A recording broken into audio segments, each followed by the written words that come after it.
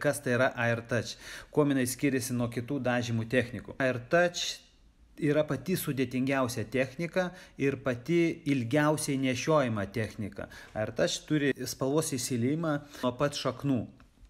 Ką tai reiškia? Tai reiškia, kad jūs pasidažę AirTouch techniką nešiosit ją labai ilgai, tai yra nuo 6 mėnesių iki metų. Todėl lietuvaitėm labai patinka dažymo technika AirTouch ir jinai dabar yra labai populiari. Tai yra, kad užtrunkama 4,5 valandos, tai yra vidutiniškai. Ar AirTouch'ui reikalingas tonavimas? Tonuoti jo kaip ir nebūtinai, bet jeigu jūs pageidaujate tonuoti, yra tokie pilki šampūnai, su pilku šampūnu pasitonuojate ir vėl džiaugiatės efektu. Ir taipogi man daugelį kirpėjų sako, AirTouch daryti neapsimoka, nes išleidai klientui, pusę metų kliento nematai arba metus. Na ir kas?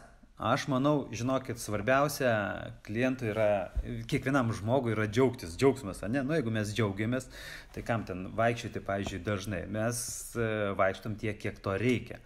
Ir lietuvaičių pamėgtas tikrai metodas, aš labai patenkintas dažydamas šitą techniką, iš tiesų matau, kaip žmonės laimingi ir kaip jie ilgai negrįžta. Iki sekančio.